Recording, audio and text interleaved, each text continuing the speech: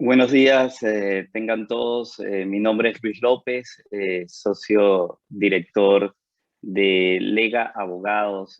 Para nosotros es un placer darles la bienvenida en esta mañana de hoy, jueves, para hablar un poco de lo que han sido los retos de la industria y sobre todo de todo lo que conlleva las ciencias de la salud, las ciencias de la vida, como le llamamos nosotros, en este poco más de año y medio en que hemos estado conviviendo con el COVID-19.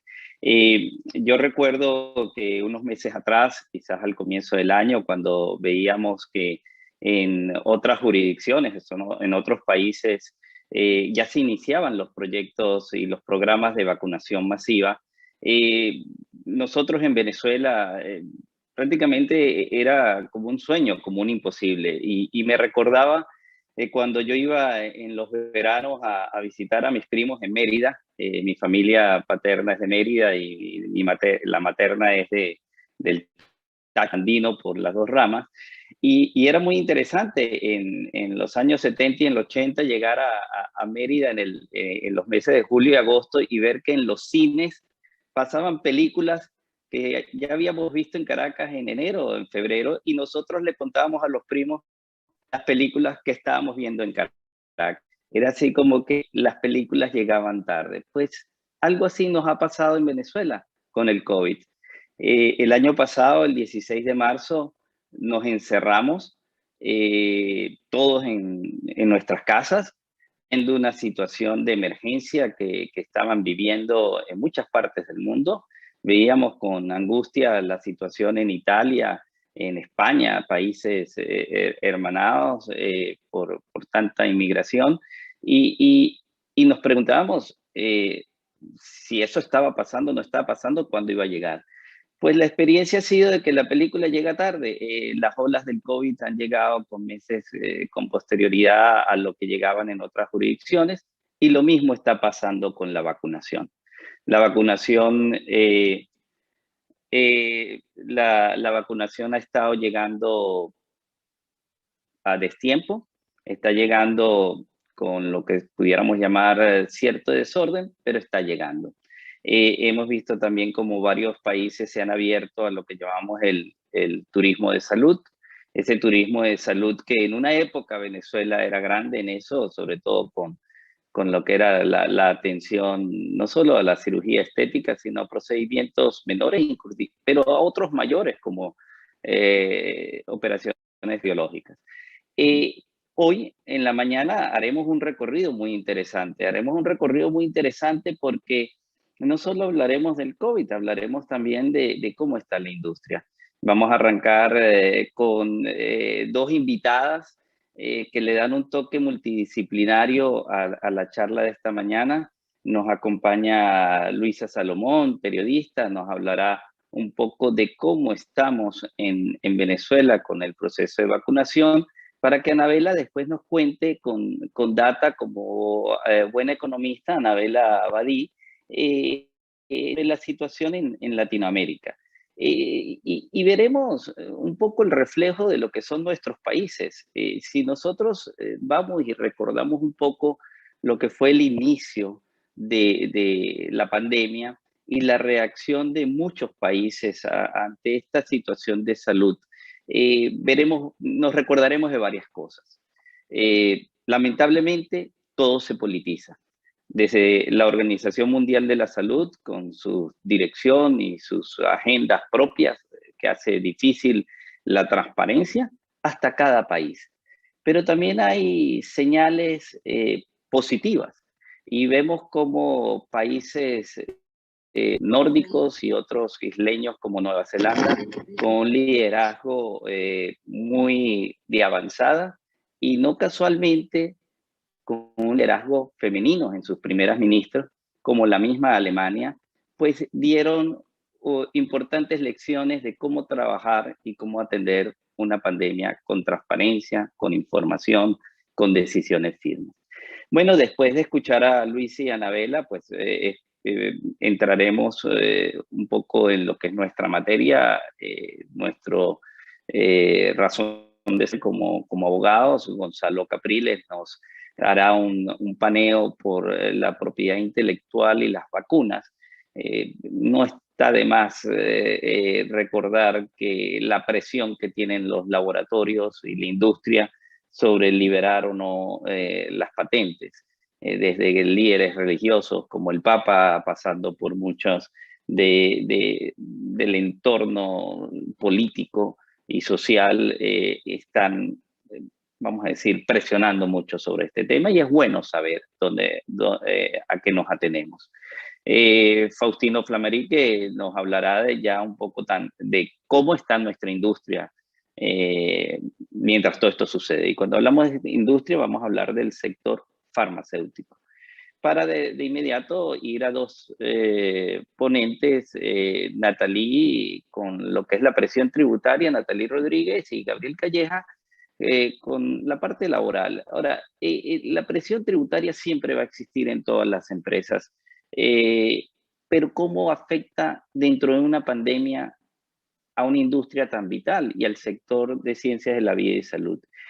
Y con Gabriel, en la parte laboral, hay un tema que nos viene dando vueltas, y quizás a muchos de ustedes también, que es qué tan obligatoria o qué tanta capacidad podemos tener en las empresas para exigir o no la vacunación de nuestros empleados. En días pasados veíamos cómo la presidencia de Francia instaba a la población a vacunarse para regresar a la normalidad. Se habla mucho del pasaporte de vacunación. Hace poco leía yo un artículo sobre una economista de Brown University, una universidad de estas llamadas Ivy League en Estados Unidos, donde ella, utilizando data y desde el sótano de su casa, demostró la posibilidad cierta de volver a las aulas de clases por la presión mínima que hay. Entonces hay mucha información que tiende a confundir. Bueno, en líneas generales yo los voy a dejar ya con este excelente panel multidisciplinario. Es un tema muy activo, es un tema que nos invita a aprender a convivir con el virus del COVID-19, con todas las variantes que se vienen, a tener mucha calma, mucha visión prospectiva de cara al futuro. Y bueno, los dejo con nuestros panelistas, Victoria Montero y Carlos García, líderes del área de ciencias de la vida y salud de nuestra firma, para que puedan ya dar inicio con nuestros panelistas. Una vez más, muy agradecido porque hayan dispuesto del tiempo de su mañana y nos acompañen en este evento del día de hoy. Un abrazo a todos y gracias. Muchas gracias, Luis, por dar estas palabras de inicio a este seminario virtual. Efectivamente, vamos a tener las ponencias en el orden que ha indicado Luis. Van a ser ponencias de aproximadamente unos 10 minutos cada una, y luego vamos a dar oportunidad para que cada uno de los ponentes conteste una pregunta de las que han preparado quienes han querido participar en este evento. Así que, de nuevo, pues gracias a todos por participar. Estaremos moderando Victoria Montero y yo, y ya entonces pues vamos a dar inicio a este seminario. Victoria. Bueno, buenos días a todos. Para iniciar este evento analizaremos el tema de la vacunación en Venezuela. Para ello tenemos como invitada a Luisa Salomón, quien es periodista de ProDaVinci y Premio Excelencia en Periodismo de la Sociedad Interamericana de Prensa a la Mejor Crónica. Luisa ha hecho seguimiento día a día del proceso de vacunación y tiene una visión muy completa sobre la situación en el país. Por ello tratará el tema de vacunación en Venezuela, estado actual y perspectivas. Luisa, bienvenida y gracias por aceptar nuestra invitación a participar en este seminario. Para comenzar, nos gustaría saber pues, cuál es la situación actual de vacunación en el país, cuáles son las perspectivas y cómo ves a futuro pues, esta situación en Venezuela. Hola, muchas gracias a ustedes por la invitación. Sí, en efecto, la vacunación en Venezuela inició, bueno, tenemos ya casi 6 meses de vacunación, empezó oficialmente en febrero de este año. La verdad es que hasta ahora, o estos primeros casi 6 meses de vacunación, nos han mostrado, bueno, que 3 características principales del proceso de vacunación hasta ahora. Uno, ha sido desorganizado. No hay un plan de vacunación público con criterios definidos, la población no sabe realmente cuáles son las fases de vacunación, no se sabe cuáles son los plazos de vacunación, entonces ha faltado mucha información para entender cómo se ha ido organizando. Si recuerdan, esto todo inició por toda la vacunación inició con un registro a través del sistema Patria, se empezaron a aplicar vacunas a la población general con el sistema Patria, y luego se abrió un sistema, porque por supuesto el sistema Patria era excluyente, no todos los venezolanos están dentro de ese sistema, se inició un nuevo sistema en el Ministerio de Salud, donde hay que registrarse, y allí te dicen, en ese sistema te dicen que es aleatorio, entonces no hay un orden claro, no tenemos claridad en cómo es la situación, ¿no? Por otro lado, es un sistema o es una vacunación donde ha habido mucha opacidad. Como no hay un plan de vacunación público, tampoco hay un registro público, no hay como una rendición de cuentas claras de cuántas dosis se han aplicado, cuáles vacunas se están aplicando, lo sabemos porque en la práctica lo hemos visto, han llegado vacunas de Sputnik V y vacunas de Sinopharm, de Rusia y China respectivamente, pero no tenemos claridad en cuáles otras se van a comprar, todavía el gobierno no lo ha anunciado. Se han anunciado algunos acuerdos con Cuba, con un candidato vacunal que todavía no está aprobado por ninguna agencia reguladora. Entonces no hay claridad en qué plazos está previsto esto, ni tampoco hay claridad de cuántas vacunas hay, cuántas quedan, cuántas se han mantenido. Y por otro lado, la tercera característica es que ha sido muy lento. O sea, el proceso avanza a niveles bastante, o sea, la velocidad es muy baja por lo que sabemos. Es decir, no hay manera de entender totalmente qué tanto ha avanzado el proceso si no hay buenos datos, pero los datos que tenemos nos dicen que va muy lento y como va muy desordenado no hay manera de entender cuáles son las metas de las autoridades. En la mayoría de los países se han priorizado a los grupos que tienen más riesgo, ¿no? Primero los trabajadores de la salud, que no son solo médicos, son médicos, enfermeras, paramédicos, bioanalistas, todos los que están de alguna manera involucrados con el proceso, incluyendo los radiólogos. También debería incluir al personal que trabaja en los centros de salud, administrativo, los obreros, los que deben limpiar, todos ellos están en un riesgo mayor que la mayoría de la población. Otros países han incluido como grupos de riesgo, por ejemplo, a los transportes, a las personas que trabajan en el sector transporte, a las personas que trabajan en mercados, por ejemplo, que están en constante, digamos, interacción con las personas y que incluso durante la cuarentena no podían suspender sus trabajos. Pero aquí, de nuevo, no hay manera de saber. Lo que se ha hablado es que hay 3 fases. La primera fase fue el sector salud, que según los gremios no se ha cumplido totalmente.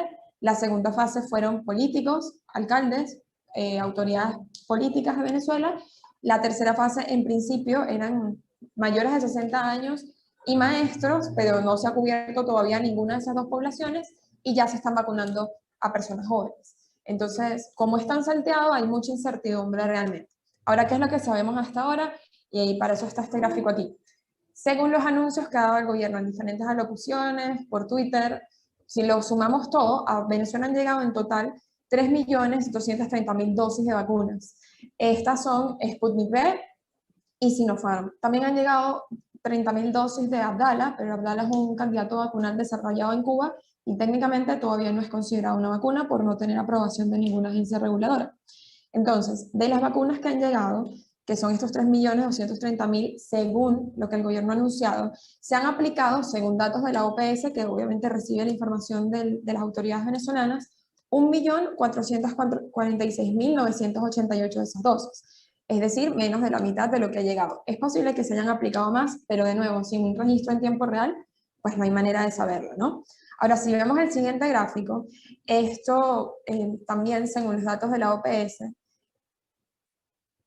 vamos a ver que de esas dosis que se han aplicado, más de la mitad, mucho más de la mitad, son primera dosis nada más.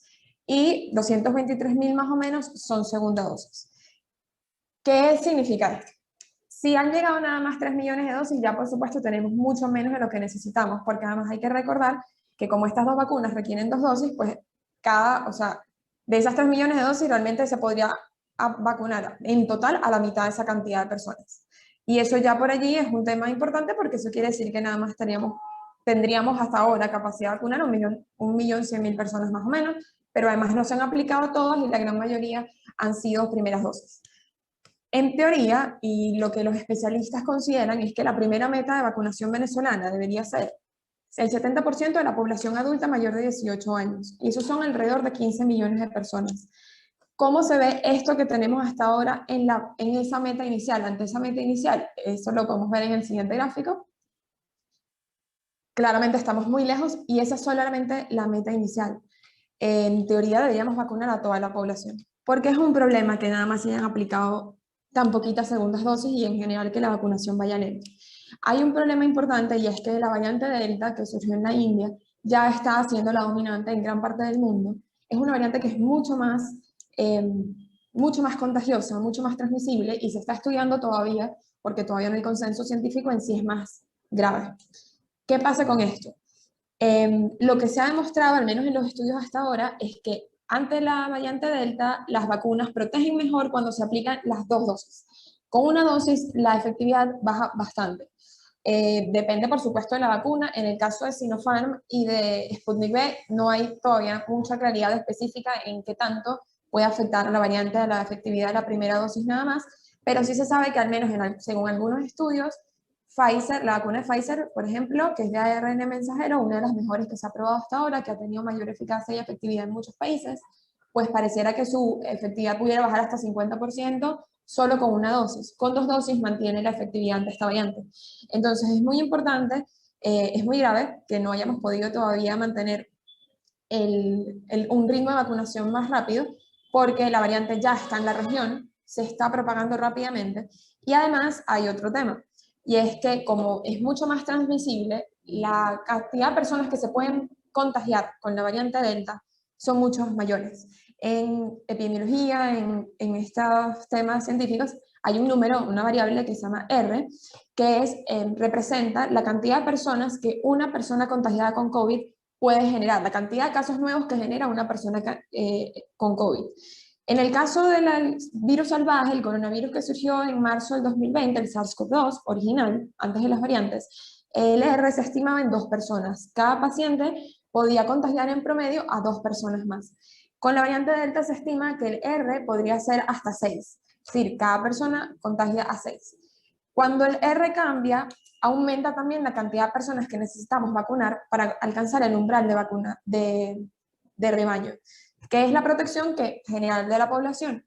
Con el SARS-CoV-2 original, la variante salvaje, se pensaba o se estimaba que había que vacunar al 70% de la población, entre 60 y 70% de la población, para poder alcanzar el umbral de rebaño, de inmunidad de rebaño. Con la variante Delta se estima que deberíamos vacunar al 98% de la población para lograr la inmunidad de rebaño. Al ritmo que va Venezuela, pues por supuesto vamos muy lento, y el problema es que una tercera ola con la variante Delta podría ser muy dura. Y Indonesia está enfrentando ahorita la variante Delta, ya la India la enfrentó, y lamentablemente la situación es bastante compleja porque es particularmente fuerte en las personas no vacunadas. Y eso también se está viendo en Reino Unido, donde la variante Delta ya es dominante, en diferentes estados de Estados Unidos ya la variante Delta es dominante también. Y lo que han notado es que la gran mayoría de los casos, hospitalizaciones y muertes, son en las personas no vacunadas. En el caso venezolano, mientras en Francia, por ejemplo, se está estudiando poner restricciones a quienes no se vacunan para incentivar la vacunación y terminar de alcanzar su inmunidad de rebaño, en Venezuela ni siquiera se puede obligar a la gente a vacunarse porque no han llegado suficientes dosis. Y eso es una situación preocupante a la luz de lo que podría ser una tercera ola en el caso de que llegara la variante Delta, que todavía no se ha informado y todavía no se ha detectado en Venezuela según las fuentes oficiales.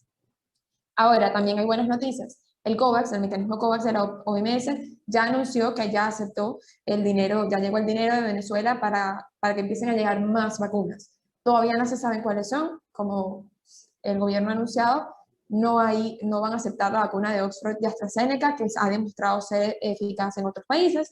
En Venezuela se decidió no utilizarla. Entonces, bueno, Venezuela tiene que decir, dependiendo de las vacunas que estén disponibles, Venezuela tiene que decidir cuáles van a traer.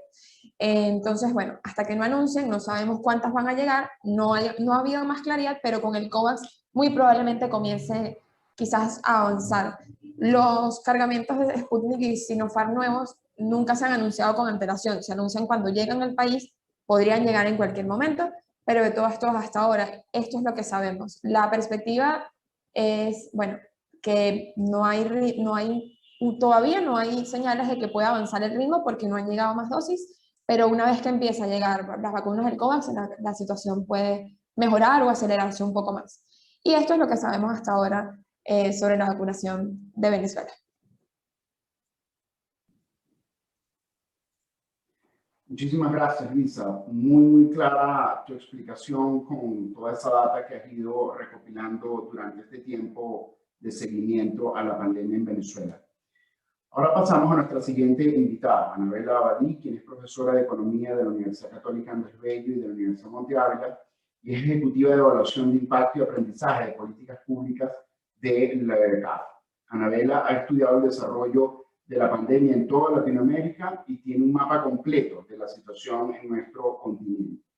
Por ello, le hemos pedido que nos explique cuál es la situación de la pandemia en Latinoamérica, la dinámica, la evolución y los principales aprendizajes. Anabela, bienvenida y muchas gracias por acompañarnos en la mañana de hoy. ¿Podrías hablar de la situación de la pandemia en Latinoamérica? Primero, quisiéramos pedirte que expliques cómo ha sido la evolución de la pandemia en los países de la región. Y además, ¿qué debemos aprender todos, tanto los gobiernos como la sociedad civil, ante esta grave situación que se ha vivido en el último año? Bueno, primero que nada, muchísimas gracias a Lega por la invitación y a todos los participantes que hoy nos acompañan. Como acaban de comentar, yo voy a hablar sobre la pandemia en América Latina, hablar un poco de lo que ha sido su dinámica, evolución y principales aprendizajes derivados del seguimiento de las políticas de control de la pandemia. Para empezar, vale la pena decir que en general los países, los gobiernos han seguido estrategias de prueba y error. ¿Qué significa esto? Que difícilmente podemos decir que algún país de la región estaba plenamente preparado para enfrentar lo que ha sido una pandemia como la que venimos enfrentando durante los últimos 18 meses. Y en ese sentido, en cada momento y en cada una de las fases de la pandemia, hemos tenido que aprender y poner a prueba distintas acciones, en algunos casos con más éxito que otras. Una primera fase de la pandemia fue, por supuesto, la declaración de la pandemia. Y en ese momento nos dimos cuenta de la importancia de no subestimar nuevas enfermedades transmisibles. Entender que aunque parezcan lejanas, los países deben tener protocolos que puedan activar rápidamente para enfrentar epidemias y potenciales pandemias, y eso pasa por tener un sistema de seguimiento epidemiológico fuerte y además también, como hemos visto en la actualidad con las nuevas variantes, un sistema para hacer seguimiento genómico, es decir, no solamente saber que se está transmitiendo el virus, sino saber qué variante de ese virus se está transmitiendo. Y también cuando se declara la pandemia, se hizo más que evidente que no todos los países son iguales. Y eso parece obvio, pero hay algunas variables que muchas veces no tomamos en cuenta para diferenciar a los países y que han sido muy relevantes en la actual dinámica de pandemia. Me refiero, por ejemplo, a los sistemas de protección social. Me refiero, por ejemplo, a la capacidad de los sistemas de salud que en algunos momentos de la pandemia se coparon en distintos países de la región. También en América Latina es muy relevante el hecho de que hay un porcentaje importante de la población que depende de la economía informal y que incluso es pobre y vive en barrios marginales urbanos.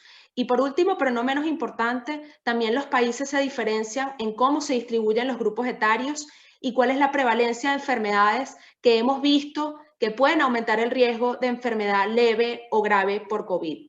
Y estas diferencias entre los países son también particularmente relevantes en el segundo gran momento de la pandemia, en el que en alguna medida algunos países todavía se encuentran, que tiene que ver con las estrategias de control. Y en cuanto a las estrategias de control, quizás el principal aprendizaje ha sido que se deben diseñar medidas de control consistentes. ¿Consistentes con qué? Se pueden preguntar.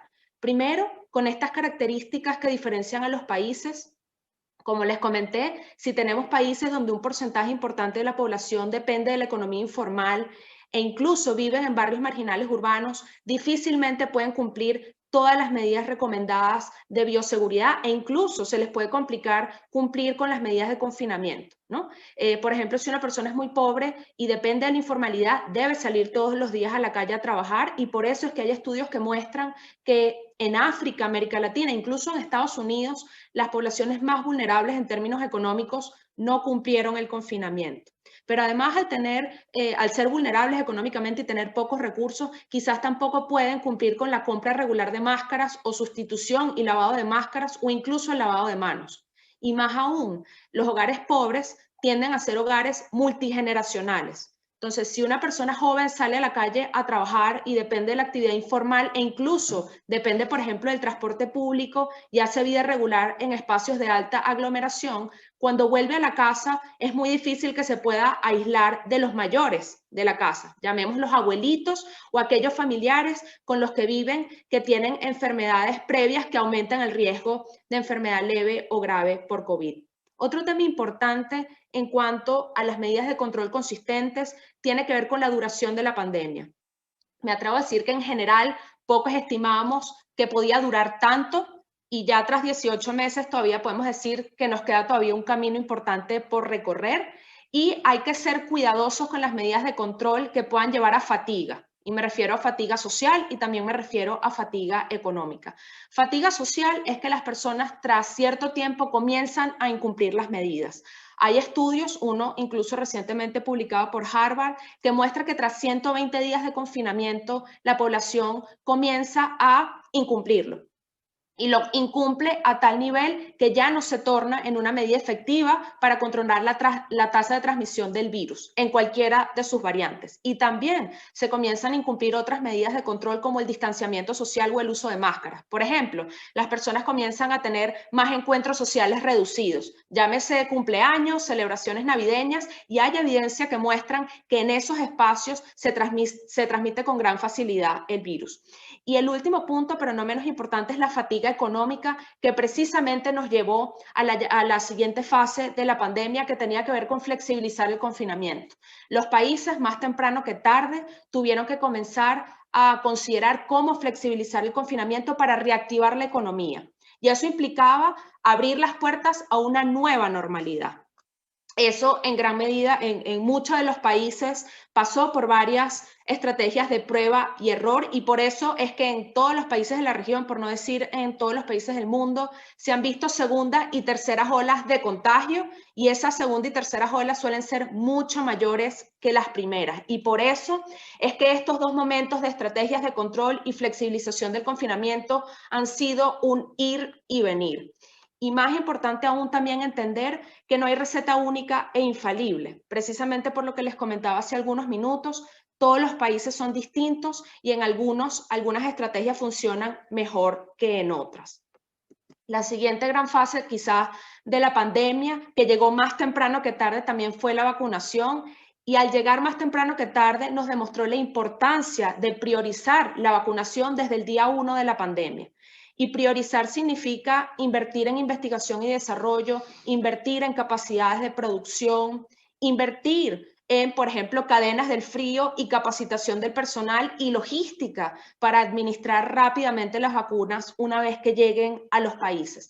Esto ha sido muy variante entre los países de la región y del mundo. Tenemos casos muy exitosos como el de Chile y Uruguay, que pudiéramos decir que ya están llegando a la inmunidad rebaño, porque esta población mayor de edad ya se ha vacunado a 70% y más de la población mayor de edad con dosis completa, ¿no? Eso es importante, como mencionaba Luisa, que si una vacuna implica 2 dosis, que se coloquen las 2 dosis para tratar de garantizar la inmunización total. Pero también tenemos casos menos exitosos, quizás resalta lamentablemente el caso de Venezuela. En general, los países de la región comenzaron lento con los procesos de vacunación, pero han ido acelerando y los ritmos de vacunación han mejorado notablemente. Otra cosa clave, vale decir, de esta etapa de campañas de vacunación tiene que ver con la disposición hacia la vacuna. Es decir, que las personas se quieran poner la vacuna si se la pudieran poner. En los países desarrollados es muy común ver los movimientos antivacuna, pero en la región todavía hay un porcentaje importante de la población que no se vacunaría. Y eso es una tarea pendiente y muy importante, no nada más desde el gobierno, sino también desde la sociedad civil, promover que las personas se vacunen si tienen acceso a las vacunas. En general, vale decir, en todas las etapas de la pandemia hemos podido ver que hay una brecha entre la norma y su cumplimiento. ¿Y qué significa eso? Que no es suficiente que los gobiernos impongan medidas de control de la pandemia, no es suficiente que los países compran e incluso pongan a disposición de las personas la vacunación si la población no va a cumplir. Por dar un ejemplo, para mostrar el incumplimiento del confinamiento se utilizan datos de movilidad. Y notamos que incluso en los países en donde hay un confinamiento estricto, las personas se mueven cada día más, precisamente por la fatiga social de la que les hablaba hace algunos minutos. Y esa brecha, aunque existe y se suele presentar, hay que tratar de cerrarla, y eso se puede tratar de hacer a través de incentivos. Esos incentivos, por supuesto, pueden ser castigos, pero quizás podemos pensar también en incentivos positivos, recompensas o refuerzos. En Estados Unidos hay muy buenos ejemplos de cómo desde el sector público y desde el sector privado se pueden implementar incentivos que ayuden a mejorar en alguna medida el cumplimiento de las medidas de control y de la vacunación, siempre teniendo en cuenta, por supuesto, la capacidad de los estados, de los gobiernos y de los sectores privados para poder ofrecer esos incentivos y evitar que se conviertan, quizá, que sean contraproducentes, que se conviertan en alguna externalidad negativa no prevista. Y la última gran etapa de la pandemia, podemos decir que es el fin de la pandemia. ¿Cuándo va a llegar? Al día de hoy es difícil decirlo. Es importante entender que la pandemia no es un fenómeno local, es un fenómeno global, así que la pandemia debe ser contenida a nivel mundial y por eso es importantísimo no nada más ver cómo va el avance de la vacunación en unos países particulares, sino en todo el mundo. Y por supuesto, con el surgimiento de las nuevas variantes y potenciales nuevas cepas, pues la fecha de fin de la pandemia se pudiera extender. La variante Delta, como mencionó Luisa, es mucho más contagiosa que la variante Alfa y esa en sí misma era más contagiosa que la original, y en la medida que no avancemos en los procesos de vacunación y se puedan seguir presentando mutaciones del virus, aumenta la probabilidad de que surja una nueva cepa y eso pudiera complicar todavía más la situación porque pudiera requerir de nuevas vacunas. Ahora, el avance rápido de los procesos de vacunación y el uso de las nuevas tecnologías nos pudiera llevar, por supuesto, a tener una nueva vacuna mucho más rápido. Ya para terminar, simplemente les quisiera comentar que desde CAF construimos un tablero para el seguimiento de la evolución de la pandemia. Está completamente en español, con datos cuidadosamente curados y es de acceso público. Tiene data para los 19 países miembros de CAF, 17 de ellos en América Latina y el Caribe, 2 de ellos en Europa. Y los invito a que revisen este tablero, además de tener los datos tradicionales de, por ejemplo, casos de contagios y muertes. También tenemos datos sobre, por ejemplo, la tasa de transmisión del virus e incluso el ritmo de vacunación en cada uno de los países. Eso es todo, muchísimas gracias y quedo atenta a responder cualquier duda que puedan tener en la sesión de preguntas. Buenísimo, Anabela, muchísimas gracias, de verdad que la explicación estuvo muy clara. Ahora vamos a continuar con nuestro siguiente invitado, el doctor Gonzalo Capriles, quien es consultor de Lega en el área de Derecho Económico Internacional, y el doctor Capriles tratará el tema sobre propiedad intelectual y la lucha contra el COVID. Doctor Capriles, bienvenido. Quisiéramos saber cuál es la relación entre la propiedad intelectual y el desarrollo de las vacunas y tratamientos contra el COVID. Y en particular nos interesa saber cuál es la importancia del régimen de patentes contra en la lucha contra esta enfermedad. Especialmente nos podría explicar cuál es el debate que se está teniendo sobre la liberación de las patentes.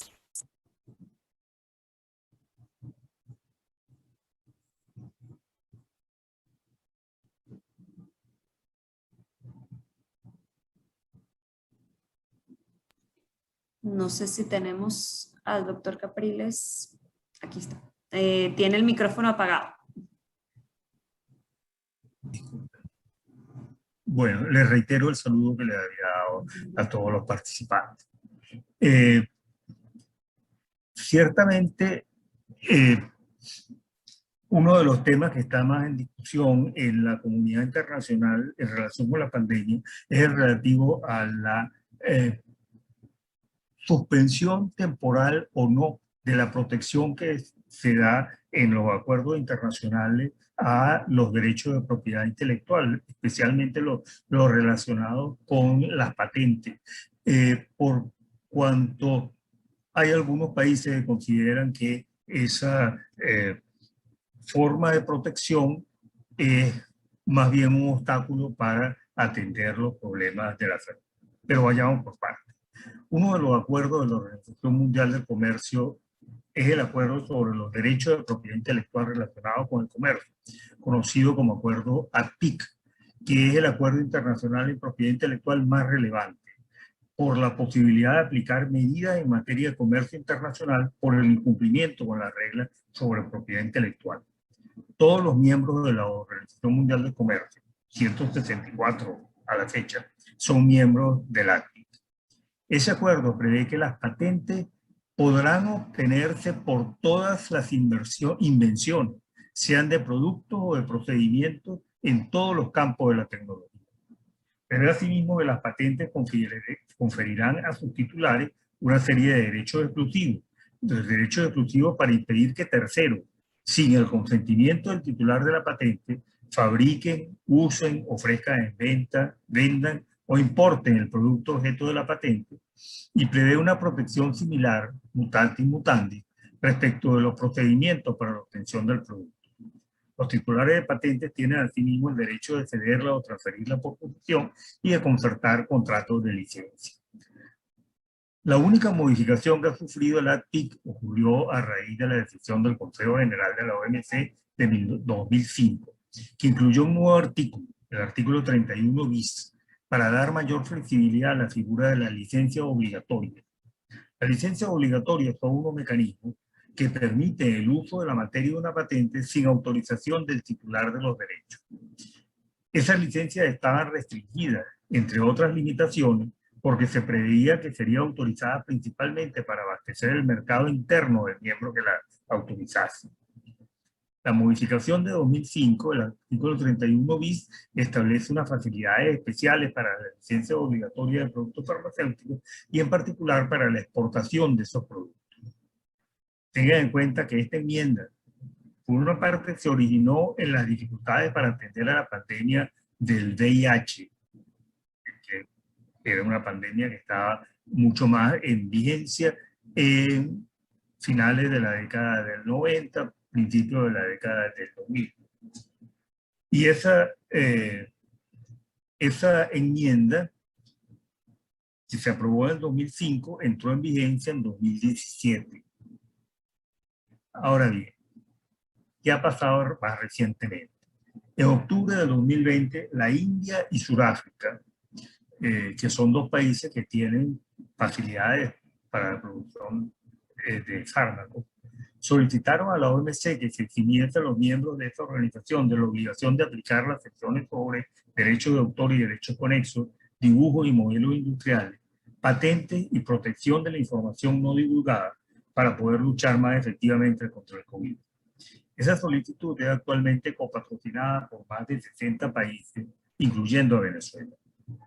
Los copatrocinantes afirman que la propiedad intelectual demostró ser un obstáculo importante durante la crisis del VIH y que sigue dificultando el acceso a los medicamentos en el tratamiento de muchas enfermedades.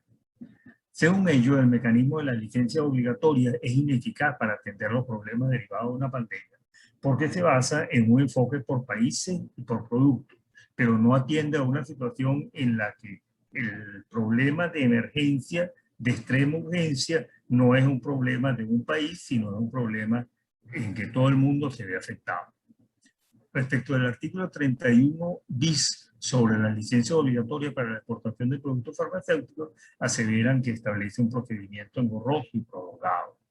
Afirma además que los países ricos han adquirido la mayor parte de la oferta de vacunas existentes y que las empresas farmacéuticas otorgan pocas licencias y que esas pocas licencias son exclusivas y limitadas, lo cual seguramente es cierto, porque la empresa farmacéutica pues tiene también que proteger su nombre, su marca, su prestigio y la salud en definitiva de quienes van a recibir sus productos. El principal argumento en contra de la exención es el del previsible impacto negativo en los procesos de investigación, desarrollo e innovación que son necesarios para que se pueda contar con vacunas ante un nuevo virus o una variante. Se asegura en este sentido que si podemos contar en estos momentos con varias vacunas aprobadas por la Organización Mundial del Comercio, apenas un año de, con la Organización Mundial de la Salud, apenas un año de conocerse el coronavirus que dio origen a la actual pandemia, es porque teníamos empresas farmacéuticas que, seguramente motivadas por la posibilidad de obtener incentivos económicos en virtud de los derechos exclusivos otorgados por la patente, habían acopiado tiempo atrás médicos, virólogos, inmunólogos, equipos médicos muy sofisticados, etcétera, para seguir las líneas de investigación que consiguieron los avances científicos que llevaron a la vacuna. Adicionalmente, se argumenta que una extensión de las normas de la TIC no necesariamente va a conducir a una mayor producción de vacunas ni a su mejor distribución. La mayor parte de los países que solicitan la extensión simplemente carecen de las instalaciones, recursos humanos y tecnología necesarios para la producción de las vacunas, por lo que no podrían valerse de esa extensión para fabricarlas. Y tampoco tienen los medios para su distribución de una manera que preserve la calidad de las vacunas, especialmente si éstas requieren de refrigeración. Esos países no podrían tampoco garantizar la calidad de las vacunas que produjesen si llegasen a hacerlo, ni el control de calidad requerido por un producto de esa naturaleza.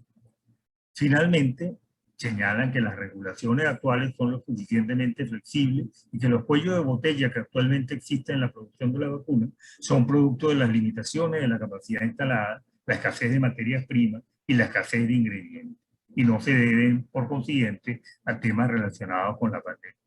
Ahora veamos cuáles son las posiciones de los distintos miembros de la OMC en esta materia.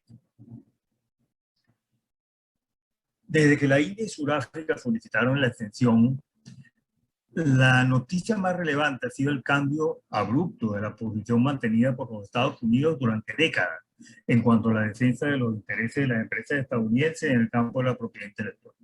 Estados Unidos era el adalid de esta materia, el defensor por excelencia de los temas de la propiedad intelectual en todos los campos, incluyendo el campo farmacéutico.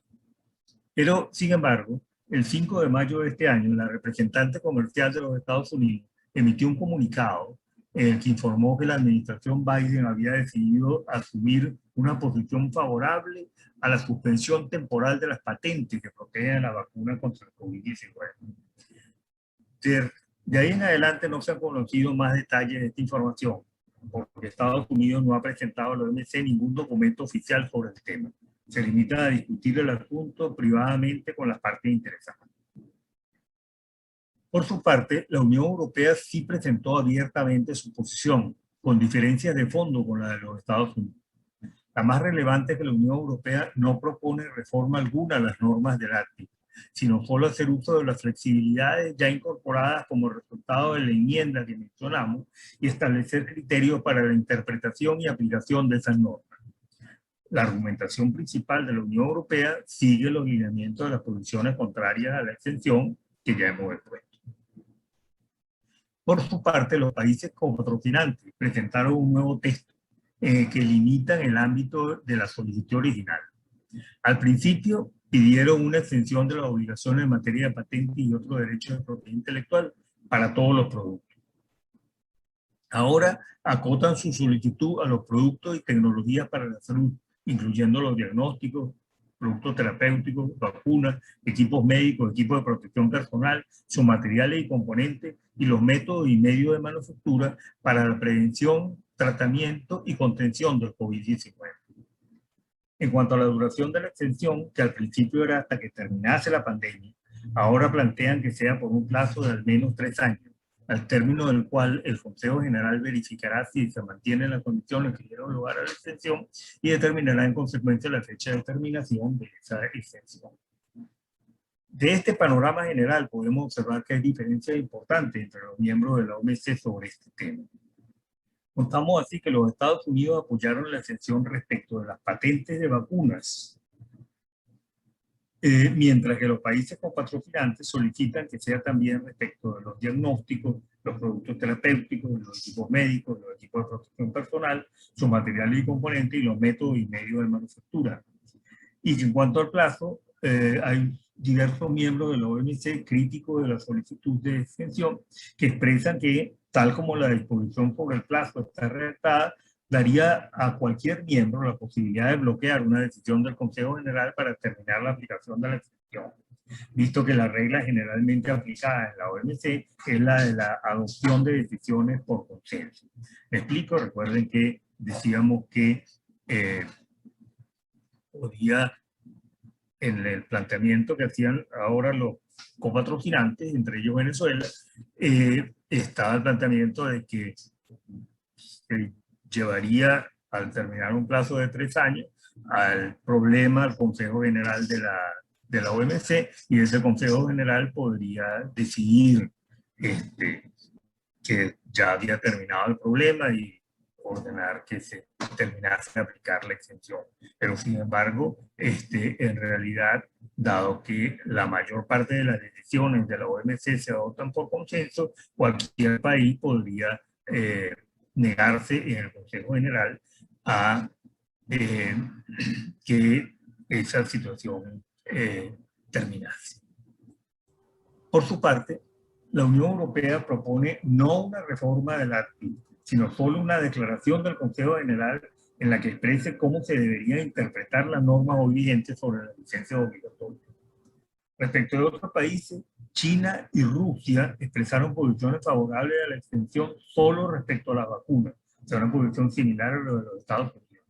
El Reino Unido se mostró escéptico respecto de la utilidad de esta extensión, afirmando que lo que se requiere es una acción inmediata para aumentar la producción y distribución de vacunas y no largas negociaciones que probablemente no sean fructíferas si se aplica la tesis del consenso de los miembros de la OMS.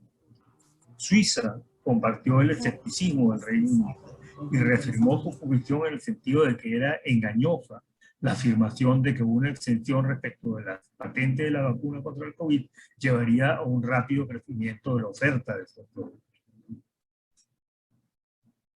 Esa es la situación que tenemos, el panorama que tenemos en estos momentos. Ahora bien, finalmente, otro tema es relativo a la aprobación y entrada en vigencia de la enmienda que apruebe la exención de las referidas obligaciones del ATPIC. El ATPIC es parte de un tratado internacional, como el Acuerdo de Marrakech, por el cual se crea la OMC. Ese tratado prevé la forma como se pueden aprobar las enmiendas. Supongamos que, a pesar de las marcadas diferencias entre las posiciones actuales de las partes, se alcanza un acuerdo en las negociaciones y que ese acuerdo aprueba la exención de las obligaciones de protección de la propiedad intelectual en cuanto a la vacuna y demás productos y procedimientos relativos al COVID-19. En ese supuesto, se aplicaría lo previsto en el artículo 10 del Acuerdo de Marrakech y por tanto este asunto sería sometido a la aprobación del Consejo General de la OMC o, si estuviera en sesión, de la Conferencia Ministerial, que es el máximo órgano de la OMC. Cuando no funciona, cuando no está en sesión la Conferencia Ministerial, el máximo órgano es el Consejo General. Si el Consejo General de la OMC la aprueba, la propuesta se sometería a la aprobación de los miembros de la OMC, según las disposiciones de su respectivo derecho interno, como ocurre con la modificación de cualquier tratado internacional. En este punto se prevén dos efectos distintos de esa aprobación, dependiendo de si se considera que, por su naturaleza, la enmienda afecta o no los derechos y obligaciones de los miembros. Si se decide que no lo afecta, bastaría con la aprobación de los 2/3 de los miembros de la OMC para que entre en vigencia para todos sus miembros. Si por el contrario se determina que la enmienda afecta los derechos y obligaciones de los miembros, al ser aprobada por los 2/3 partes, solo entraría en vigencia respecto de los miembros que lo hubieran aprobado y luego para los países que a partir de esos momentos la aprobasen. En ese caso, el Consejo General podría decidir por una mayoría más calificada, de 3/4, de los miembros, que la enmienda es de tal naturaleza de todo miembro que no lo haya aceptado dentro del plazo fijado por el Consejo General podrá retirarse de la OMC o seguir siendo miembro solo con el consentimiento del Consejo General. Yo creo que en el caso de esta enmienda, que persigue suspender temporalmente derechos de propiedad intelectual, es muy probable que se le trate como una enmienda que afectaría los derechos y obligaciones de los miembros. Para finalizar, recordemos que la aprobación de la única enmienda de la PIC hasta el momento tomó 12 años, entre 2005, en el que se aprobó por el Consejo General, y 2017, en el que se alcanzaron las aprobaciones de los 2/3 de los miembros de la organización. Dependiendo de si los miembros perciben o no que el texto que se somete a su aprobación es un aporte significativo para la solución del problema del COVID-19, este texto será aprobado en un tiempo mayor o menor, y será, por tanto, o un punto a favor del fortalecimiento de la OMC o un esfuerzo fallido que puede reforzar la crisis de esa organización. Esperemos lo mejor por el bien de nuestro mundo. Muchas gracias. Muchísimas gracias, doctor Capriles. Muy clara y muy profunda su explicación y muy interesante ciertamente el tema. Nuestro siguiente invitado es Faustino Flamarique, quien forma parte del equipo de Derecho Público de Lega. Faustino hablará sobre la situación actual en la industria farmacéutica ante la pandemia. Faustino, bienvenido. Cuéntanos, ¿cuáles son los retos de la industria actualmente para atender las consecuencias derivadas de la pandemia, como para atender también las enfermedades en general? ¿Por qué tú crees que es de importancia la investigación y el desarrollo para que la industria saque al mercado nuevos productos? Adelante, Faustino, bienvenido. Gracias, Carlos, y gracias a todos quienes nos acompañan en la mañana de hoy. Como dices, la industria farmacéutica ha estado en el ojo de la sociedad mundial desde el inicio de la pandemia. Eso ha requerido una relación muy estrecha con los órganos reguladores, con los estados, para llevar las vacunas, como todos sabemos, en un proceso que fue muy acelerado, mucho más rápido que el desarrollo de otras vacunas, y esto es una satisfacción para el mundo en el sentido del desarrollo tecnológico que permitió tener las vacunas en este tiempo récord. Y efectivamente es también una muestra de la importancia de la investigación en la industria farmacéutica. Pero es que además la realidad es que la industria farmacéutica no se detiene solo en la investigación y producción de las vacunas. Reportes de la Unión Europea informan que la inversión en la industria farmacéutica para investigación y desarrollo es prácticamente el doble que en la industria de las telecomunicaciones, que todos sabemos es uno también de los puntos de lanza en el mundo desarrollado. Y como les digo, la investigación, desarrollo e innovación se mantiene de forma continua, evidentemente en las líneas de cada laboratorio. Pero sí que es verdad que hay un foco en lo que tiene que ver con diagnóstico y atención del cáncer. Esto no solo en productos farmacéuticos, sino en equipos de detección. Adicionalmente, la pandemia nos ha dejado la incorporación intensa del mundo digital en las transacciones económicas, en las transacciones comerciales. Sabemos que la industria farmacéutica en su proceso de comercialización está sometido a unas reglas muy estrictas que los medicamentos, especialmente los productos éticos, necesitan, además del récipe, la seguridad que se han adquirido por quienes lo necesitan. Y en este sentido, la industria farmacéutica se enfrenta a ese reto.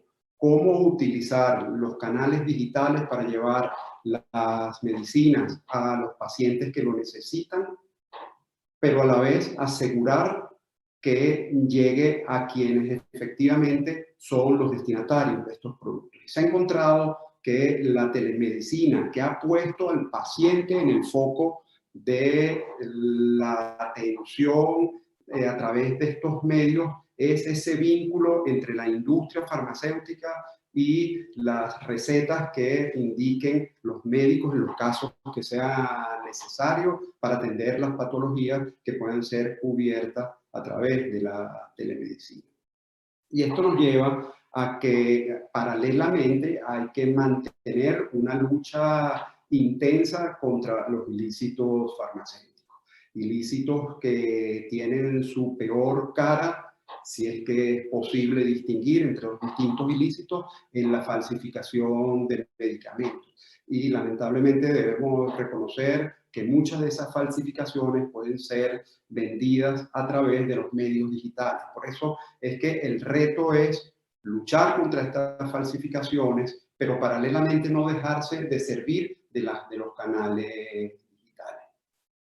Y paralelamente entender que hay estándares de compatibilidad entre la protección de los derechos de propiedad intelectual y los marcos regulatorios nacionales. Como sabemos, la industria farmacéutica es una industria muy regulada y tiene que ser así para que se aprueben los medicamentos que tienen eficacia para las patologías que van a atender y a su vez tengan los menores efectos secundarios posibles, que son esos estándares de las autoridades regulatorias para la aprobación de medicamentos. Pero se ha entendido que es necesario compatibilizarlo con los derechos de propiedad intelectual, y donde también las agencias desarrollan esfuerzos, incluyendo en Venezuela, para que se otorguen los derechos que deben otorgarse, protegiendo la innovación y demostrando que se cumplen los estándares que requiere la legislación de propiedad intelectual. No solo en el tema de patentes, sino también en el tema de la protección de la información no divulgada. Tengamos incluso en cuenta que el mundo de las patentes nos hace recordar los productos biológicos que están irrumpiendo con fuerza en el mercado farmacéutico para la atención de patologías. Donde, por cierto, en Venezuela, desde los años 80, finales de los 80, el Instituto Nacional de Higiene tuvo una regulación al respecto. Como recordaremos, también hubo desde hace muchos años esfuerzos por producir vacunas en Venezuela. Paralelamente tenemos que plantearnos, bueno, ¿y cómo está el sector en Venezuela? En sus tres niveles en la cadena hasta llevar los medicamentos a los pacientes que lo necesitan. Es decir, la producción, la distribución y la comercialización. La verdad es que la producción de medicamentos en este momento en Venezuela está concentrada en pocos fabricantes, en pocos laboratorios y en pocos productos. Esto no necesariamente significa que haya desabastecimiento en el mercado nacional, porque lo cierto es que ha venido siendo suplida por la importación de productos. Esto no es algo nuevo, como sabemos, muchos laboratorios, incluso aquí en Venezuela, se concentraban producciones para exportación, de manera que el mundo de la importación de medicamentos es un mundo muy conocido y muy utilizado en la industria farmacéutica. Sí que es verdad que en este momento hemos experimentado la presencia de productos provenientes de países de exportación no tradicionales, y eso ha generado en algunos casos dificultades con el idioma en el que viene indicado esos productos, porque lamentablemente no todos han podido cumplir con la información de los prospectos o del etiquetado en español. Ahora, ¿qué pasa con la distribución? Bueno, en la medida que se ha reducido la producción local, también se ha venido reduciendo y se ha rediseñado este eslabón de la distribución, porque desde hace ya algún tiempo hay una relación directa entre los productores importadores y el eslabón de la comercialización de productos. Es decir, hay una relación entre los importadores con los retailers. A nivel de la comercialización es necesario insistir en todos los ilícitos farmacéuticos, no solo en el caso de la piratería, que como sabemos eso ya invade el campo delictual, sino otros incumplimientos de regulación propia de la industria farmacéutica. Es verdad que hemos observado en el pasado reciente una liberalización puntual del proceso de importación de productos, y cuando me refiero a liberalización estoy hablando de la reducción de los requisitos ordinarios para el registro sanitario.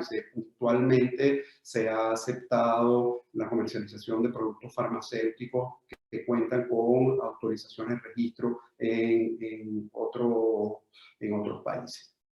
No podemos dejar de hablar en este caso, además, de los esfuerzos de la industria local que se mantiene haciendo esos esfuerzos e identificando nuevas oportunidades de negocios, la importancia y el rol que han tenido las cadenas farmacéuticas ante la disminución y ausencia incluso de pequeñas farmacias. Las cadenas, hay que reconocer, han venido acercándose a los pacientes que necesitan, bueno, las medicinas, no solo los productos no éticos, sino también los productos con récipe, y han facilitado ante las dificultades que se ha tenido en los últimos años de Venezuela. Por último, y para terminar, aunque no tiene que ver necesariamente con el desarrollo de la industria farmacéutica, vale la pena pensar puntualmente si ha servido de algo el control de precios que durante muchos años ha imperado en la industria farmacéutica. Por lo menos no podemos asegurar que haya servido para el abastecimiento de productos. Esto es una reflexión que, aunque ya está superada en el sentido de las desventajas que genera versus los pequeños beneficios que puede tener puntualmente en un momento, no debemos olvidar para que no se repita.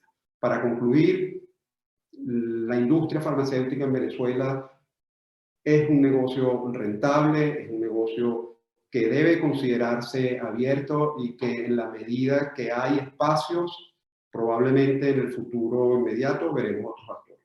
Muchas gracias a todos por su tiempo. Muchísimas gracias, Faustino. Muy clara la explicación. Bueno, ahora tenemos de invitada a Natalie Rodríguez, quien es parte del equipo de Derecho Tributario de Lega. Natalie nos hablará sobre los retos fiscales de la industria farmacéutica en la pandemia. Natalie, bienvenida. ¿Podrías contarnos cuáles son los principales retos fiscales que tiene la industria farmacéutica ante la pandemia? Especialmente qué retos además tiene la administración tributaria, y nos gustaría saber si consideras que se deben fomentar los incentivos fiscales para que haya acceso a los tratamientos y vacunas. Claro, muchísimas gracias, Victoria. Un saludo a todos los que nos acompañan en la mañana de hoy. Muchas gracias por conectarse con nosotros. A ver, si tenemos que, de manera muy sintética, encuadrar el reto del empresariado en general y particularmente de la industria farmacéutica desde la perspectiva fiscal, yo creo que se resume todo en el gran ambiente de inseguridad jurídica y el proceso de deslegalización o la crisis del principio de legalidad que ha venido enfrentando el marco tributario venezolano, y que, si bien no tiene como punto de partida propiamente dicho la pandemia, sí ha afectado muchísimo el manejo de la crisis de la perspectiva fiscal dentro de la misma, porque sin duda alguna un elemento que es clave para enfrentar situaciones de crisis económica de todo tipo, y por supuesto una con las características de la que nos ha ocupado en este último año y medio, es tener un sistema legal y unas políticas fiscales robustecidas y con reglas claras. El elemento fundamental en materia fiscal siempre es la claridad de la normativa, y en que esta calidad de normativa dé un ambiente de seguridad jurídica al contribuyente.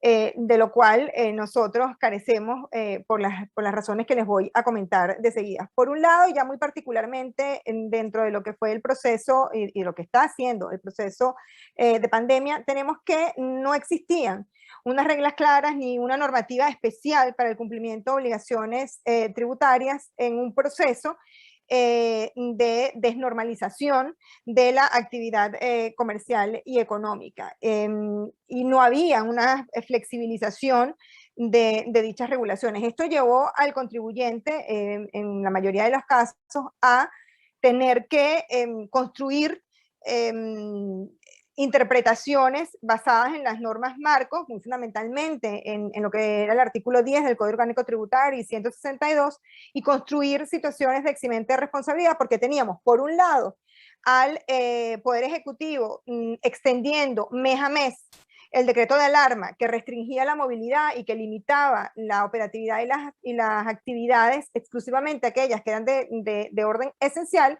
y por otro lado a las autoridades tributarias exhortando continuamente al cumplimiento de las obligaciones tributarias dentro del calendario ordinario, como si aquí no hubiera pasado nada. Esto, sin duda, pues genera una situación de inseguridad y falta de certeza para el contribuyente, y va muy ligado, además de lo que yo comento o de lo que se indica en el punto 5 de la presente lámina, que es la informalidad en los procesos de notificación dentro de los procedimientos que estaban en curso y aquellos que se iniciaban. Tampoco había reglas claras que establecieran cómo se debían llevar los procedimientos durante los periodos excepcionales. No había normas claras de suspensión de los procedimientos en materia fiscal, ojo, y la administración tributaria pues mantenía su operatividad, entre comillas, dentro de una pseudo normalidad. Se pasó entonces también a unos mecanismos informales de notificación. Si quisiéramos, podríamos decir que había una forma sui generis de fiscalizaciones en el escritorio de los funcionarios. Y esto, si se pone, por ejemplo, en perspectiva con lo que es la tendencia global que lleva a, si es verdad, un acercamiento entre el contribuyente y la administración tributaria, lo que se ha venido a llamar las relaciones cooperativas, en el caso venezolano tiene el efecto contrario de lo que se ha buscado a nivel global, que es justamente crear certeza jurídica y disminuir la litigiosidad. Pues en el caso nuestro, estos acercamientos se alejaban por completo de buscar esa cercanía y soluciones entre el contribuyente y la administración tributaria, y más bien lo que en algunos casos incluso llegaba a conllevar era vulneración de los procedimientos, indefensión del contribuyente e incluso algunos supuestos que podían rozar en incumplimientos en normativas de compliance y gobierno corporativo de las entidades por algunas actuaciones poco éticas de parte del funcionariado en estos procedimientos. El otro gran reto, y aquí sí muy ligado a la industria farmacéutica específicamente, es mantener la eficiencia competitiva del negocio por las incongruencias que hay dentro de la política de exoneraciones de algunos productos de las ciencias de la salud y muy particularmente de aquellos esenciales para combatir el COVID, que se pueden ver porque se establecían exoneraciones para la venta local y territorial de determinados productos, pero sin embargo, cuando íbamos a ver el beneficio al momento de la importación, es decir, para el importador, la exoneración de los derechos de importación y la exoneración del IVA en las operaciones de importación, estas solamente se otorgaban al sector público y no se extendían al sector privado. Y esto lo pudimos ver tanto en el decreto 4166 de 17 de marzo de 2020, como luego en el 4412 de 29 de diciembre, e incluso en los recientes regímenes de mayo y junio. Esto, por supuesto, supone una dificultad en la competitividad de la industria, porque si yo tengo que exonerar mis ventas locales y no tengo el beneficio en contrapartida cuando yo hago la importación, genero, por supuesto, unas inconsistencias dentro de mi estructura de costos. Pero sin duda uno de los hitos que puso en jaque al empresariado venezolano en general y por supuesto al al sector farmacéutico en particular fue el mal llamado régimen temporal de anticipos de IVA e impuestos sobre la renta, que supuso una suspensión del régimen de temporalidad del IVA, que pasó de ser de cumplimiento mensual a cumplimiento semanal, hoy día quincenal, y en impuestos sobre la renta lo mismo, y además la desnaturalización de este impuesto, porque el anticipo se establece en base a una estimación presuntiva de 1% de ingresos brutos, lo cual supone desnaturalizar por completo la progresividad y la medición de la capacidad contributiva de manera directa, que es característica sine qua non del impuesto a la renta. Esto además en un plazo muy breve y margen de maniobra muy breve, porque entró en vigencia el cambio en agosto de 2018 y entró en vigor en septiembre de 2018, y hasta el día de hoy se mantiene. Esto genera una gran alteración del flujo de caja de las empresas, porque supone el adelanto muchas veces del impuesto sin haber siquiera cobrado la factura y lo que es ni siquiera, no solamente el impuesto, sino tampoco la base imponible, en unos momentos en que había una gran dificultad de flujo de caja de bolívares. Y supuso un gran reto para el empresariado. No podemos dejar tampoco de lado lo que ha sido la voracidad fiscal a nivel municipal, que ha llevado incluso a que el Tribunal Supremo de Justicia, a través de la decisión número 75 de la Sala Constitucional, lanzara un exhorto para crear un acuerdo de armonización en cabeza del vicepresidente del área económica, que para nada ha alcanzado el objetivo, sino que por el contrario creo que ha generado todavía mayor confusión y más situaciones de desarmonización. Esto pasando también por la creación o establecimiento de unidades de valor ad hoc, que fueron suspendidas también por esta sentencia de la Sala Constitucional del Tribunal Supremo, que establecía unidades de valor basadas en el petro, basadas en la tasa de cambio, en virtud de la exclusión de la unidad tributaria para las obligaciones que no fueran de orden de tributos nacionales. Y a ello le podemos sumar algunas arbitrariedades que hemos venido observando en algunos municipios del estado Miranda en cuanto a la imposibilidad del pago del impuesto a las actividades económicas cuando hay morosidad, por ejemplo, en la tasa del aseo urbano. Morosidad que a lo mejor en muchos casos ni siquiera es imputable al propio contribuyente, como muchos de ustedes tendrán en conocimiento.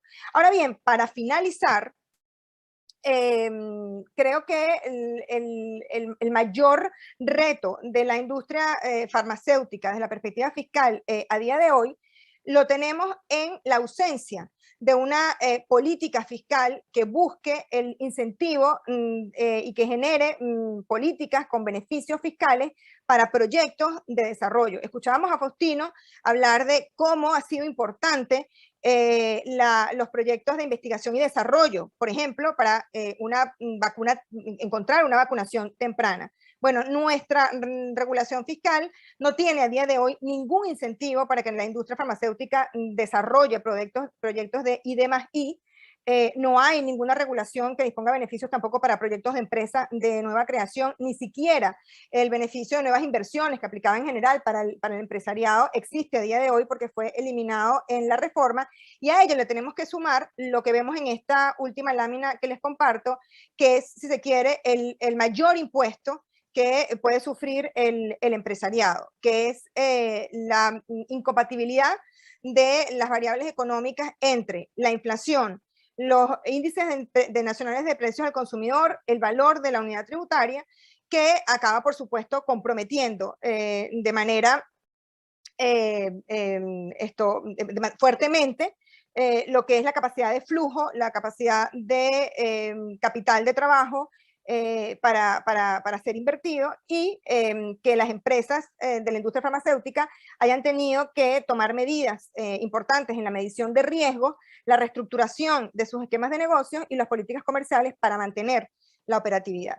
Sin más nada que agregar, pues me despido de ustedes y agradezco mucho su atención. Gracias, Natalie. Nos queda muy clara tu explicación.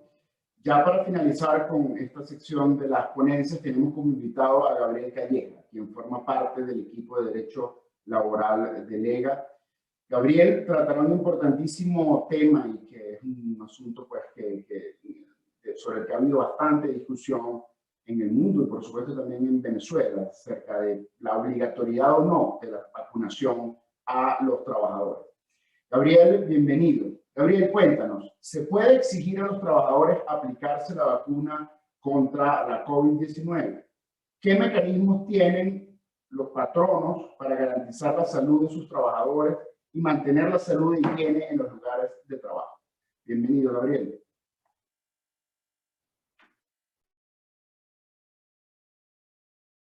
Muchísimas gracias, Carlos, y gracias a todos por estar presentes.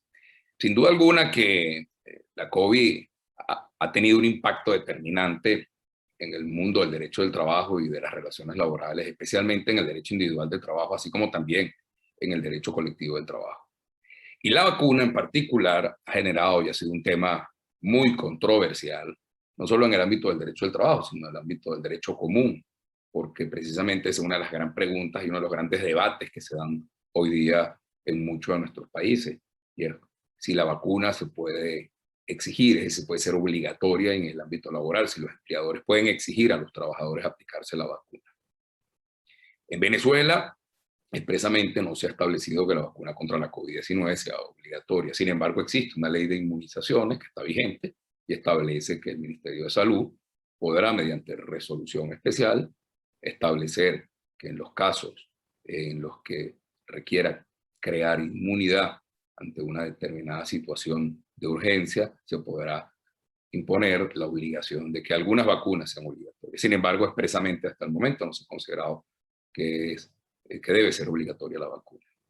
Por esa razón, existen dos posiciones antagónicas con fundamentos jurídicos de bastante peso, los cuales voy a compartir con ustedes y que se basan específicamente el primero de los criterios que establece que la vacuna, que no se puede exigir a los trabajadores aplicar la vacuna, se fundamenta básicamente en los derechos previstos en la Declaración Universal de los Derechos Humanos, el Pacto Internacional de Derechos Civiles y Políticos, la Declaración Americana de Derechos Humanos y la Constitución de la República Bolivariana de Venezuela, porque exigir la vacuna, según este criterio, podría constituir un acto de discriminación que viola el principio de igualdad y no discriminación. Y específicamente en el mundo laboral se habla que estaríamos en presencia de la violación del derecho a la igualdad de oportunidades. Básicamente se considera que condicionar la contratación de un aspirante o la permanencia en el empleo de un trabajador a la aplicación de la vacuna, sin tomar en cuenta, en consideración, aspectos como la capacidad, la cualidad, la aptitud para desarrollar funciones inherentes al cargo, constituye un acto manifiestamente discriminatorio que viola el convenio número 111 sobre la discriminación en el empleo y oportunidades en el empleo de la Organización Internacional del Trabajo. Este convenio exige a los empleadores aplicar criterios de igualdad y equidad en la selección, capacitación, ascenso, estabilidad laboral, formación profesional y remuneración de los trabajadores, y en consecuencia exigir la vacuna se considera que sería violatorio de este derecho. Además, se considera que podría estar incurriendo en violación al derecho a la libertad en el trabajo, entendida esta no solo como el derecho que tiene el trabajador a escoger el tipo de ocupación u oficio al que mejor le convenga o al que quiera, en el que quiera contratarse, sino también el derecho que tiene que una vez elegida esa ocupación u oficio, su actividad no pueda estar sujeta a otras restricciones que las previstas en la ley.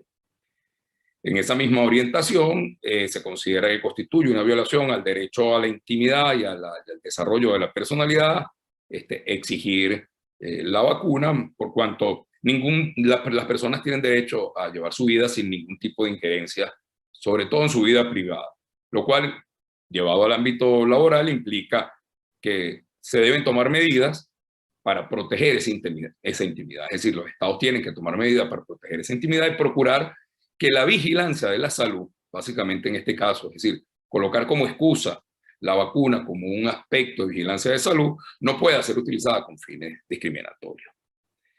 En contraste con esta opinión, pues obviamente está quienes consideran que el empleador sí puede exigir la vacuna. Y esto se resume básicamente en el principio y el derecho del derecho a la salud, consagrado también, en este caso en la Convención Americana de Derechos Humanos y en la Constitución de la República Bolivariana de Venezuela, y donde el derecho a la salud, íntimamente relacionado con lo que es el derecho a la vida, desde luego tiene un valor preponderante y en este caso, pues obviamente los estados están obligados a proteger la salud y en este caso los empleadores estarían también, según este criterio, obligados a propender en el ejercicio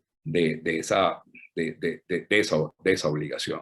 En el ámbito laboral, se habla que el empleador puede exigir la vacuna con fundamento en lo previsto en el convenio número 155 de la Organización Internacional del Trabajo, que es básicamente el convenio sobre la seguridad y salud de los trabajadores, que establece obligaciones para el Estado y para los empleadores de aplicar políticas de salud y seguridad que garanticen al trabajador un ambiente sano, adecuado y propicio, con condiciones de seguridad y salud y bienestar idóneo para los trabajadores.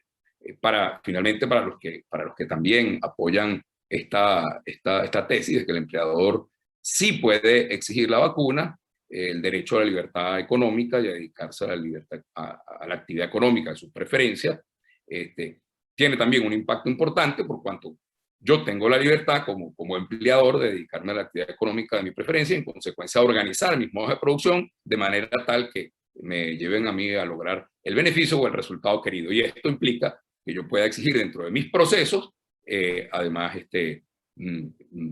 exigir a los trabajadores o a cualquier persona en particular para poder ingresar a mi establecimiento, yo pues les exija que deban estar vacunados.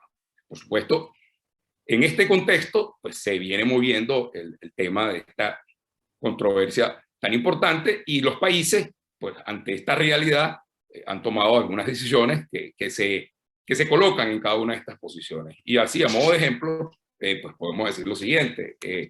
La Unión Europea estableció en una resolución del Consejo Económico que la vacunación no es obligatoria. Sin embargo, también estableció que el patrono puede exigir y puede decidir no firmar un contrato con una persona que no esté vacunada.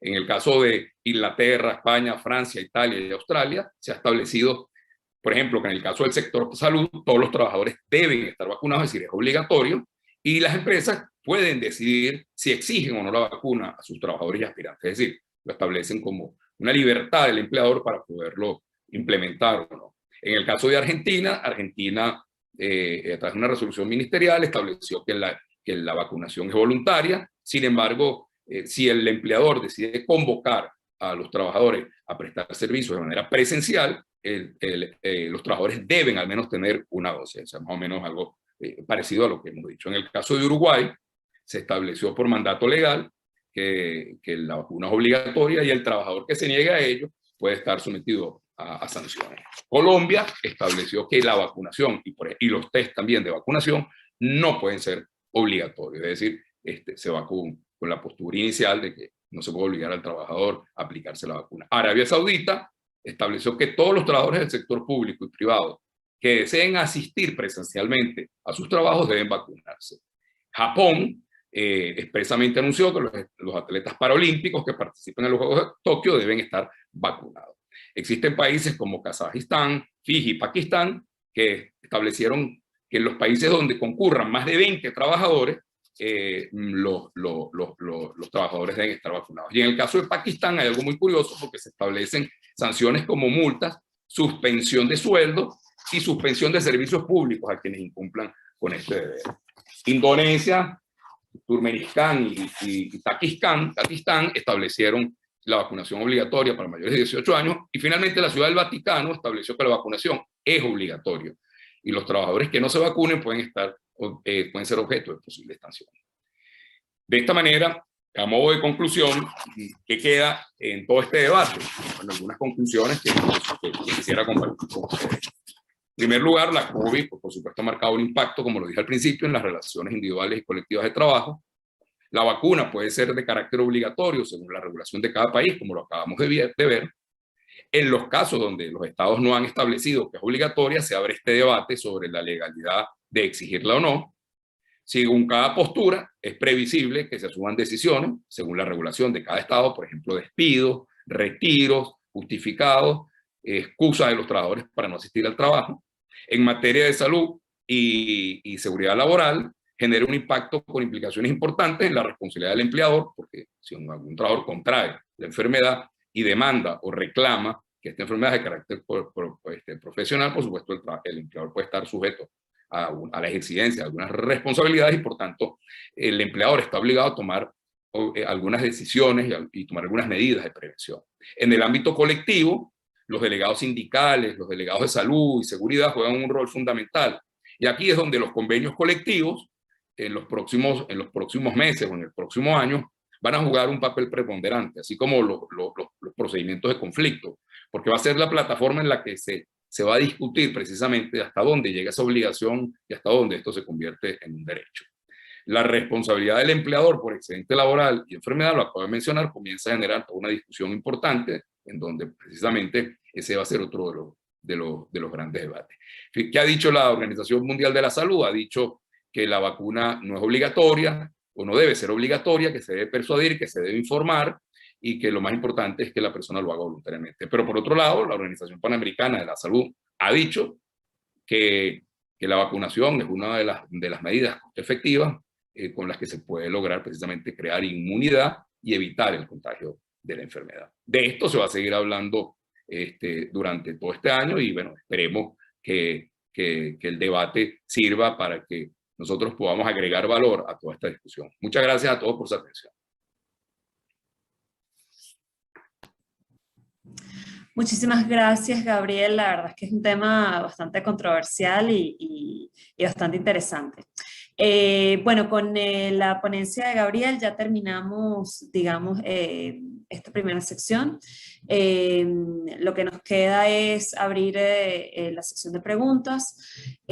Para respetar pues, el tiempo del evento y de los asistentes, hemos ido leyendo algunas preguntas que nos han enviado previamente y hemos seleccionado algunas para consultar con los expositores. Vamos a tratar de responder rápidamente para cubrirlas todas. Y bueno, siguiendo el orden de las ponencias, empezamos con Luisa Salomón. Luisa, ¿es posible hacer un estimado del fin del proceso de vacunación en Venezuela? Realmente en estos momentos es bastante difícil, sobre todo precisamente porque uno, no tenemos suficientes datos todavía, entonces al no tener claridad en los datos, no es fácil estimar cuántas vacunas faltan, ni siquiera sabemos realmente cuántas faltan realmente ni cuándo vienen las demás. Así es muy difícil estimar. Lo que sí sabemos es que con la llegada del COVAX, y esta es otra variable para que hace difícil estimar la cuestión, es que las llegadas de vacunas del COVAX pueden ayudar a acelerar la vacunación, el proceso aquí en el país, así que probablemente veamos un ritmo más rápido en los próximos meses, sería lo ideal. Y bueno, que obviamente la recomendación de todos los especialistas en este momento es acelerar la vacunación lo antes posible, en parte por lo que comentaba Anabela, la fatiga pandémica hace que las medidas se relajen y aún con la vacunación andando hay que mantener las medidas de protección, al menos las personales, porque hay que conseguir una manera de que el país siga andando, la economía siga funcionando y la vacunación es la medida ideal, al menos para ir protegiendo a la población. Muchísimas gracias, Luisa. Continuamos con Anabela. Anabela, mencionas como problemática para implementar medidas que nuestros países viven en muchos casos de una economía informal. En ese caso, ¿qué soluciones pueden implementar los gobiernos para imponer una medida de bioseguridad adecuada tomando en cuenta esta situación en Latinoamérica? Bueno, en principio los gobiernos han tratado de implementar algunas medidas de respuesta rápida y eso depende, por supuesto, de la capacidad que tienen cada uno de los gobiernos en términos logísticos y de recursos. Por ejemplo, se han implementado programas de transferencias directas cuando quizás los sistemas de seguridad social se tornaron insuficientes. También hay países que quizás incluso llegan a distribuir máscaras o distribuir recursos para que las personas puedan cumplir con las medidas de bioseguridad, pero nuevamente eso depende mucho de la capacidad logística y de disponibilidad de recursos de los gobiernos. Hay algunas medidas adicionales que tienen que ver con campañas de información, porque es posible que por una parte no se cumplan las medidas de bioseguridad porque no tengo los recursos para hacerlo, pero también puede ser que parte importante de la población no tenga información suficiente de cómo hacerlo de forma correcta. Y eso pasa por hacer campañas que superen incluso las redes sociales, que son donde la mayoría de las campañas se concentran, y que incluso lleguen a las comunidades más lejanas que pudieran no tener acceso a Internet. Hay evidencia de que, por ejemplo, los programas de advocacy basados en liderazgos comunitarios pueden ser muy efectivos para llevar esa información a las comunidades. Y por supuesto, también como decía Luisa, hay algunas medidas que son de protección personal y otras que dependen del gobierno. Es importante impulsar el conocimiento sobre las capas de protección personal que todos podemos utilizar para protegernos del virus y proteger a nuestras familias. Muchas gracias, Anabela. Ahora, el doctor Capriles. Usted menciona algunas de las excepciones establecidas en el ADPIC sobre las patentes. ¿Nos puede explicar cuál considera usted que es la medida idónea para que haya mayor y mejor acceso a las vacunas o tratamientos? Pues no es una pregunta fácil de responder. Evidentemente hay dos posiciones en la comunidad internacional. Los que creen que se debe suspender el régimen de patentes, y los que dicen no, el problema no es el régimen de patentes, el problema está en otras causas, pero no en el régimen de patentes. Yo me sumo a esta segunda posición. Yo no creo que el régimen de patentes sea el problema. Celebro que en la comunidad internacional se va formando un cierto consenso en cuanto a la necesidad de atender el problema urgente de la falta de vacunas en muchos países, incluyendo Venezuela, pero en la mayor parte de los países del mundo no hay vacuna. Y para atender ese problema, que es un problema distinto a que tengamos o no patente, bueno, hay algunas medidas que se han tomado, incipientes todavía, pero se han tomado.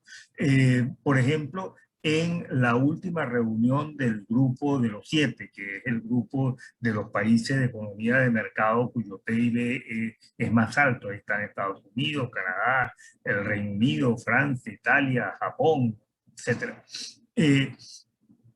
Ellos acordaron que iban a arbitrar recursos para dar 1.000 millones de vacunas a los países en desarrollo.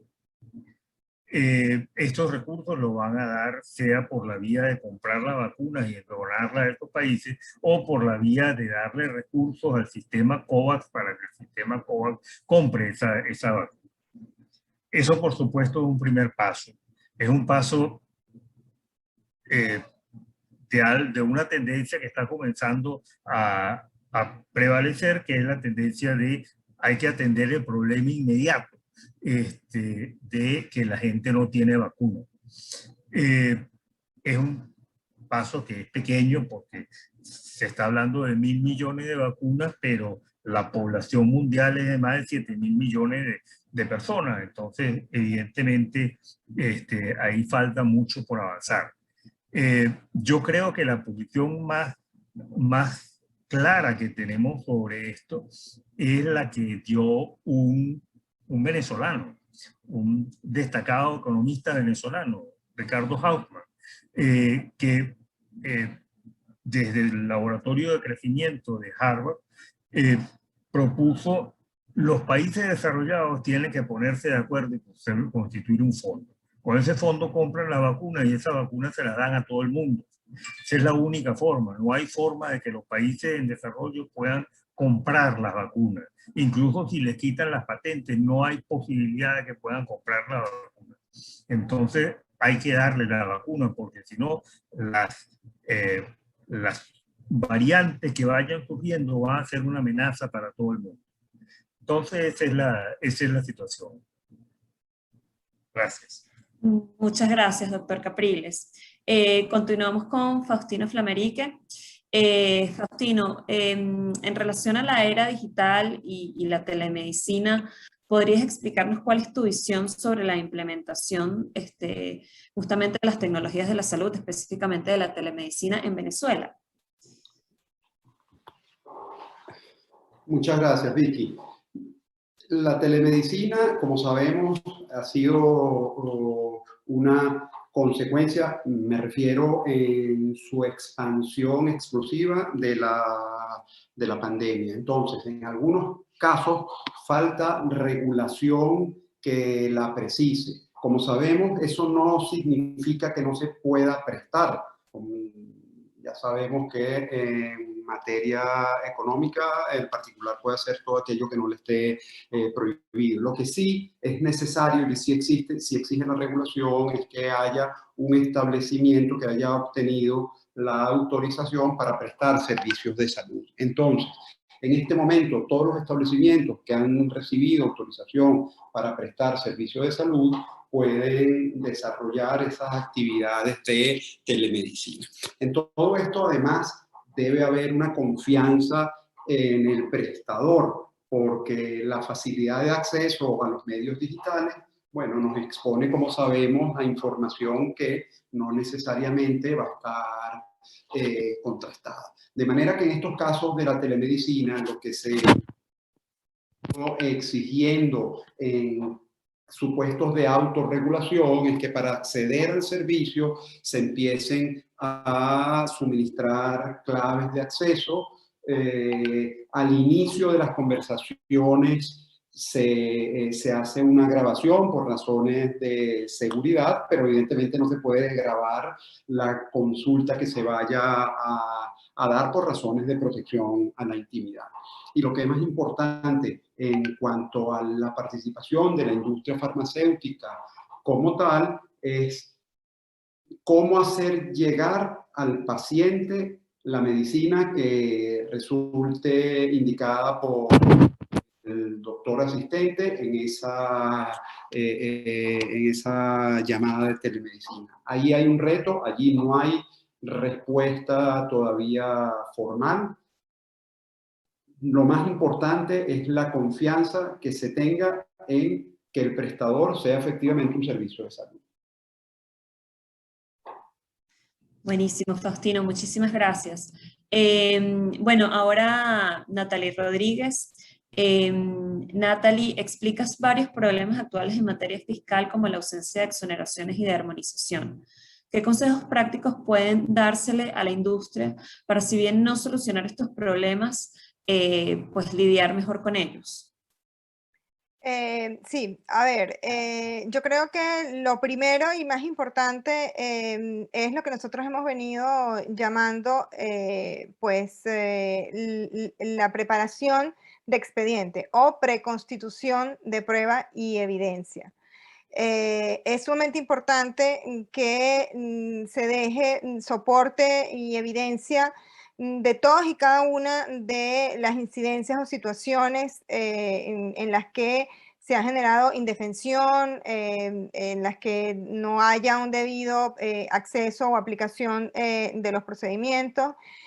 Propender siempre, por supuesto, cuidando todo lo que tiene que ver con el compliance y el buen hacer dentro de las normas de gobierno corporativo global, al acercamiento con las distintas autoridades tributarias, informar y mantener al tanto de ellas de todas las situaciones de complejidad, imposibilidad o dificultad en el cumplimiento de las obligaciones tributarias. También tratar de mantener uniformidad gremial y de ser posible llevar soluciones o solicitudes de soluciones a la problemática que se viene planteando. Esto ha sido bastante efectivo, sobre todo al nivel municipal, y lo está haciendo también con la problemática que planteaba del aseo urbano, muy específicamente con el caso Fospuca. Y por supuesto, tener muy claros, porque lo que sí no podemos, por supuesto, podemos adaptarnos de la mejor manera, podemos buscar las mejores alternativas y podemos siempre tratar de, por los medios legales, mandar el mensaje correcto a las administraciones tributarias, pero nosotros no tenemos la facultad de modificar la regulación, ni mucho menos las posiciones arbitrarias o no de la administración. Entonces, también es sumamente importante que tengamos muy claros en nuestros mapas de riesgo y en nuestras estructuras de costos cómo inciden en toda la estructura, desde los distintos canales de distribución, importación, comercialización, analizar, hacer entender, sobre todo a Casa Matriz, la incidencia en cada uno de estos procesos, de manera de tratar de, y nosotros hemos acompañado a algunos laboratorios en ello,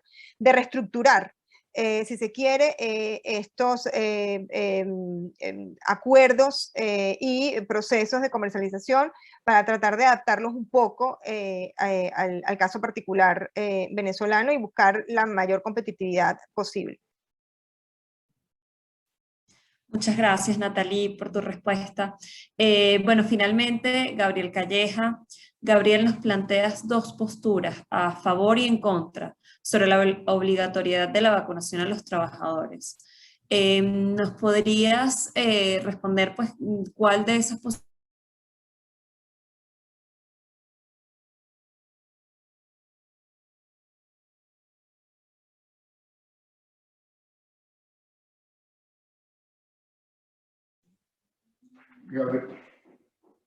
¿Aló, me escuchan? Allí Victoria, pero Gabriel, Victoria quería preguntarte, ¿cuál crees que en la práctica va a ser la postura que va a prevalecer entre estas dos grandes posiciones que tú has estado explicando en tu exposición?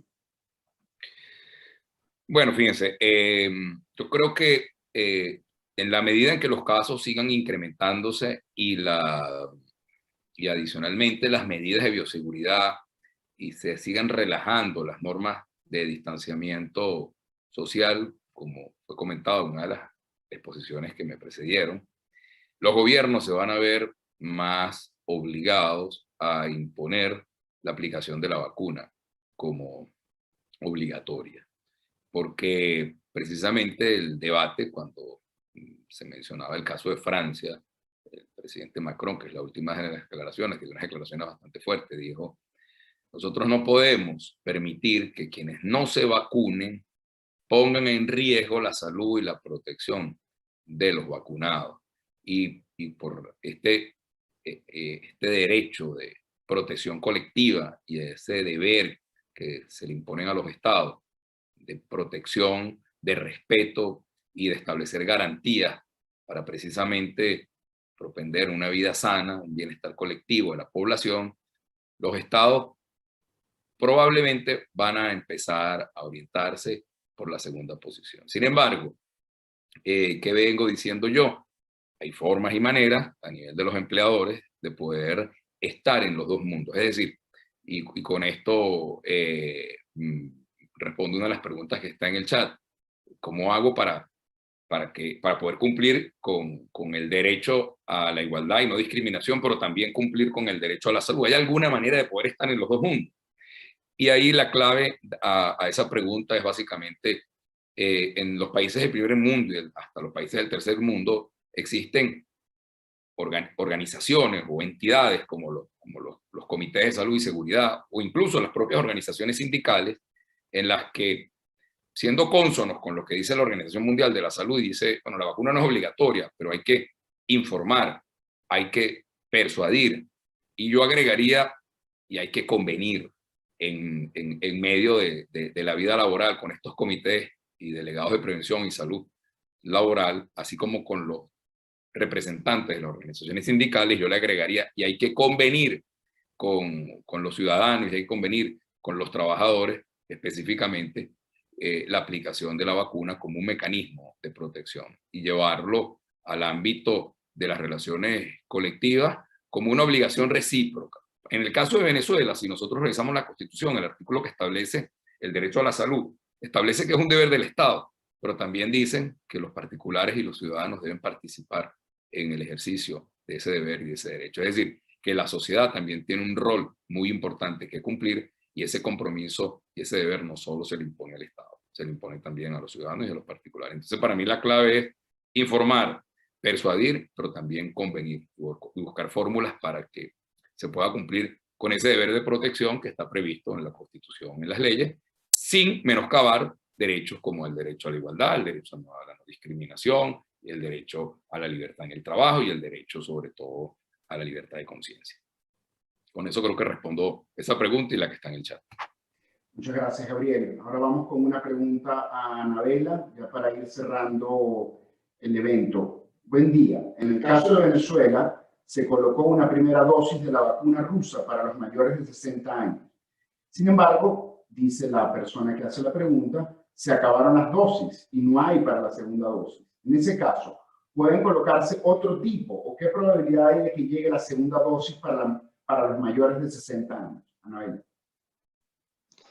Bueno, primero es importante aclarar que en el caso de la vacuna Sputnik V o Sputnik 5, la dosis 1 es distinta a la dosis 2. La dosis 1 se basa en el adenovirus 26, la dosis 1, perdón, adenovirus 26, la dosis 2 en el adenovirus 5. Así que son distintas, ¿ok?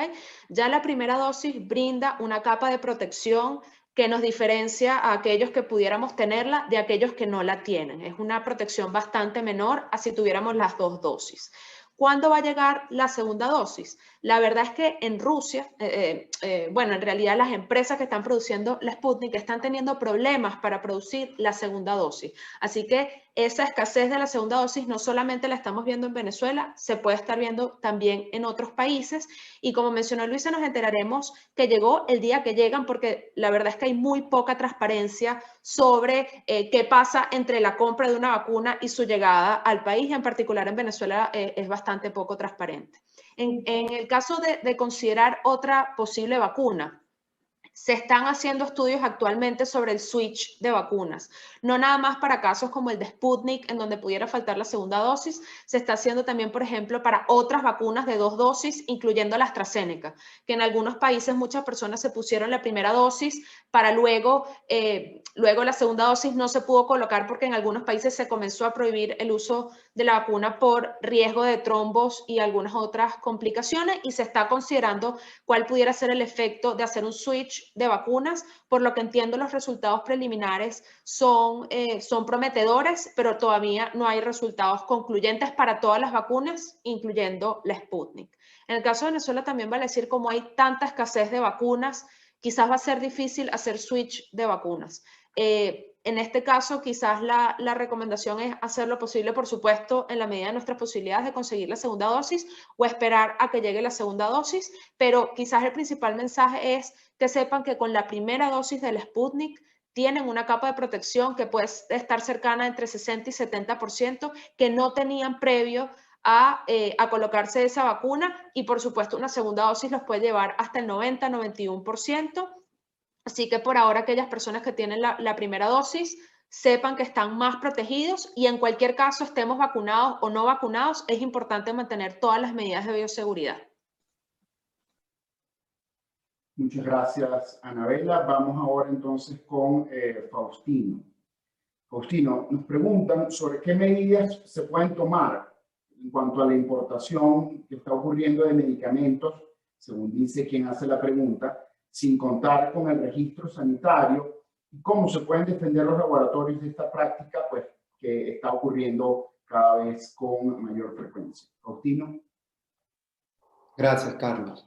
En el pasado reciente, las autoridades de salud, dada la ausencia o escasez de medicamentos de algunos principios activos, publicó un listado de principios activos que podían ser importados, aun cuando los productos farmacéuticos no hubiesen estado todavía registrados en Venezuela, de una manera excepcional. Entonces, es una lista limitada de principios activos y por un periodo también limitado. Incluso se permitió la importación a granel de estos principios activos para su manufactura en Venezuela. Entonces, en primer lugar, hay que ver si estos laboratorios que sienten que están enfrentando la competencia de productos que no están siendo registrados en Venezuela, están en esas listas que publica el Ministerio de Salud. Pero paralelamente hay que pedirle al Ministro de Salud que esta situación que ha sido excepcional no se convierta en la regla. Como sabemos, las situaciones excepcionales tienen que ser limitadas en el tiempo y limitadas en su interpretación. En esos casos es verdad que se exige que el producto que se importa esté registrado en el país de exportación, pero eso desde luego que supone una ventaja desleal con respecto a quienes comercializan los mismos productos farmacéuticos y los manufacturan en Venezuela. Además, se deben hacer los controles clínicos y los controles que también están sometidos a los productos locales.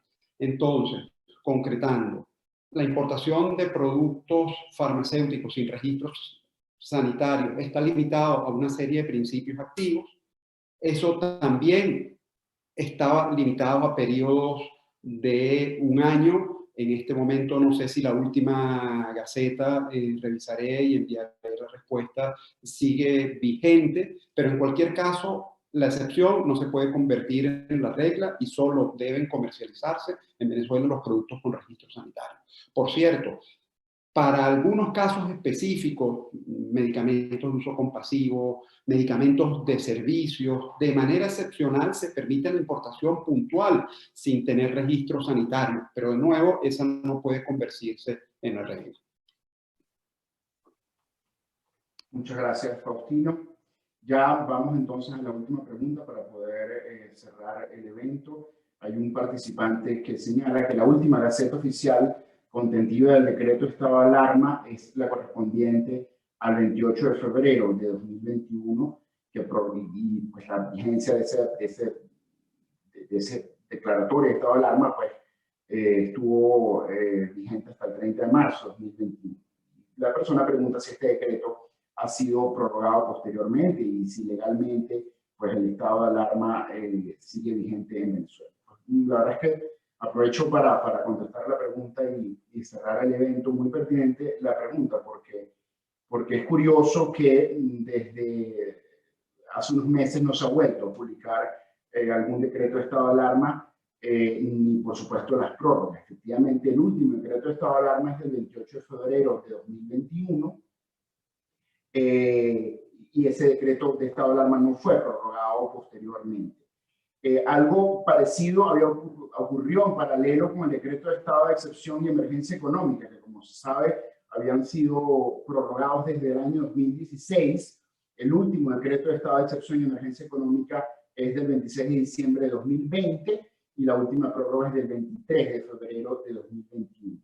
Pero específicamente con respecto a lo que pregunta este participante, ciertamente hoy en día no está vigente desde el punto de vista formal el estado de alarma porque ya venció pues, el periodo del último estado de alarma y no fue prorrogado mediante decreto publicado en Gaceta Oficial. Pareciera que la decisión del Ejecutivo Nacional ha sido pues, que la legislación en materia pues, de temas de interés nacional sea realizada por la Asamblea Nacional, que fue electa en diciembre del 2020, pero claro, al no prorrogarse el decreto de estado de alarma, eso genera pues, algunas dudas sobre la legalidad de algunas de las medidas administrativas que desde el Ejecutivo Nacional y desde los ejecutivos regionales y municipales se toman invocando precisamente la situación del estado de alarma. Pero por supuesto, en estas materias siempre hay que analizar el caso concreto para poder tener respuestas sólidas a los problemas que se han planteado. Con esto finalizamos el evento. Estamos muy contentos de la participación de ustedes. Creemos que hemos logrado, pues, de alguna forma, transmitir de forma resumida los temas a los que les hemos estado dando vueltas durante estos meses desde el área de industria de la salud aquí en Lega. Agradecemos a todos los ponentes, particularmente a nuestras invitadas Luisa Salomón y Anabela Abadí, y por supuesto un agradecimiento a todas las personas que desde Lega han prestado todo el apoyo material y logístico para la celebración de este evento. Así que, de nuevo, muchísimas gracias a todos. Esperamos que les haya sido de utilidad este evento, el cual en todo caso pues quedará colgado en el canal de YouTube de Lega.